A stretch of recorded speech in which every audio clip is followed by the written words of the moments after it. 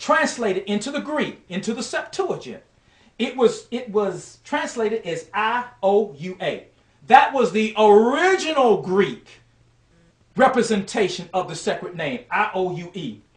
And the letters I-O-U spelled out or sounded out Yahoo.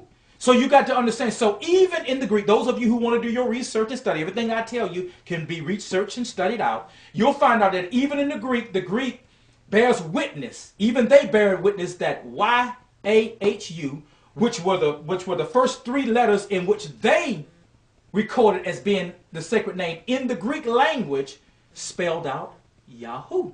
So we have that as another witness for us. Now, when we come to the end, now this is where a lot of this is a way a lot of people, because some people I've even seen people who have come to the Yahoo, and they'll go ahead on and say, okay, we'll accept that, we'll accept Yahoo. But here's another sticking point. This is another great debate that goes on. A lot of times when you get down to the end of the sacred name, some people say this should be Way. We're saying that it is Wah. Now, why do we pick the Wah over the Way? Well, first of all, the people that say it should be Way, one of the main arguments that they have is that they're saying that EH, the Way would be EH. They say, some people say it's Yahoo Way.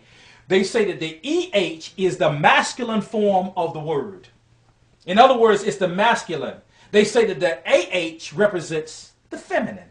Well, this is what you have to ask, what you have to recognize and understand, that there are numerous names of male figures in the Hebrew Bible whose name end with AH. Let me repeat that. There are numerous male figures in the Bible whose names end with AH, and we know that they were not feminine. So what that tells us is that when we're dealing with proper names, that rule of grammar does not apply to the Hebrew language. Are you listening to me? Because if it did, then every man in the Bible would have an EH at the end of his name, would he not? So when we see that men have AH at the end of his name, you know that falls flat in the face of the Hebrew rules of grammar. That might be possibly a Greek rule of grammar, but it does not apply to the Paleo-Hebrew ancient language. Now, so what we're looking at is that what you got to understand, the reason why we go with the AH is because when you do your research and your study, what you will find out is that the Paleo or the archaic Hebrew nearly always favored the ah sound at the end of words. But what you'll find out is the Greeks favored the a sound at the end of words. Oftentimes what the Greeks would do is when they saw Hebrew words, listen, that ended with the hey, what they did is they changed the I sound into the A sound. And you can see this in your King James Bible. All you got to do is think about this for a moment. Do you remember the name of, going to into the Old Testament, do you remember the name of Noah? Noah's name ends with the what? The ah sound, Noah.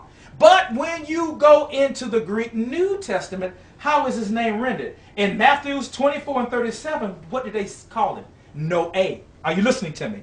Listen to what I'm saying. They changed Noah, which is the ah sound, to Noah. And it was said that the reason why they made these types of changes is because it was easier for the Greeks to pronounce those names when they changed them to A as opposed to the ah. Now, watch this. Another place in the Bible, you remember the name of Korah, which was spelled K-O-R-A, Korah. Well, when we see in Jude, the 11th verse of the book of Jude, we see his name is changed to Korah. It went from the A-H to the C-O-R-E. Okay? The next name that I would like for you to just think about this for a moment. Do you remember the prophet Hosea? You remember the prophet Hosea in the Old Testament? Well, when you see Hosea in the Greek New Testament of your King James Bible, go to Romans, the 9th chapter, verse 25, and what will they translate it as? As O-C. So, did you hear what I just said? O-C. So we can see those are examples where we see, those just only a few. I don't have all night long to, just to go through. There's a whole list. You can do your own research and you'll find there's a long list of them. But those were just a few examples I want to show you on how they would take words that ended with the hey, that had the ah sound, and they transformed it over to the E sound or the A sound. Now, another very interesting thing I want you to look at and I want you to consider. When you look at the name Yahuwah, if you were to take, there's the name in the Bible for Judah is Yahudah. Now, if you were to take this W out and you were to put the D in here, which is also known as the Daleth, what it would do, it would say Yahudah. Are you listening to me? So, if you take the D out and you put the W back in, now you have Yahuwah. Now, what people want you to listen, now we can even just use just plain common sense. It doesn't take any great revelation from heaven to see this. What scholar on this planet, what human being on this planet is going to tell me that when you have the name Yahuwah, which is the sacred name of our Heavenly Father, and if you take one letter out, which is the W, and place it with a D, and it's translated as Yahudah, you're telling me that if we take the D out and put the W back into it, it's supposed to change the whole name? All of a sudden you'll get Yehovah, and you'll get Yahweh, and you'll get all of these different names that all of a sudden that you see all out here? It just doesn't fit. So we can see just by looking at the Hebrew name Yahudah, which is the only difference is there's one letter between the D and the W, and we put the W back in and take the Yahudah out, we still got Yahuwah. So that is another witness for us that this is in fact the true sacred name of our Heavenly Father. Now, for those of you out there, there's some people that are what you call Yahweh. I mean, they are going all over the place saying that Yahweh is his name. But let me caution you on one thing. It's so critical. It's so vitally important that when we teach people that we do our homework. I want every one of you out there, are you listening to me right now? I want every one of you out there that say that this name is Yahweh to just Google in your Google search Yahweh and Jupiter. Type it in the night or the morning. Whenever you get a chance, you need to do it in a hurry.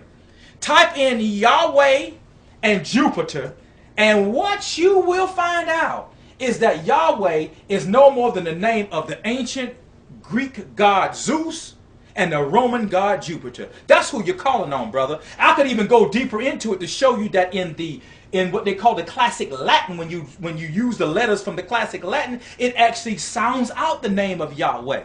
So people got to understand is that when the devil is very cunning and crafty, he knows that there's going to be people that's going to be coming out of the Babylonian church. And so he always is going to have his counterfeits out there ready to trap you. So many people, you got to understand that the name Yahweh is endorsed by the Catholic Church. So anytime something that the great whore, the mother of the harlot, the great whore church, she's the one who bursts all these false churches into the world. If she endorses the name Yahweh, you already know that there's got to be something wrong with that. You already know that you got to take a very closer look at that thing.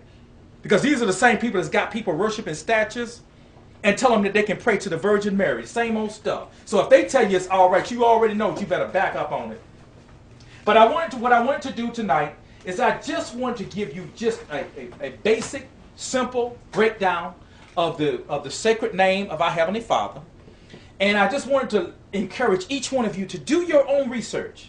I want each one of you, when you look at this, take this tape, play it back, slow it down, freeze frame it, do whatever you have to do, and then slowly go through each and everything that I've taught you, and what you'll find out that what I've taught you is absolutely right. Let me tell you something.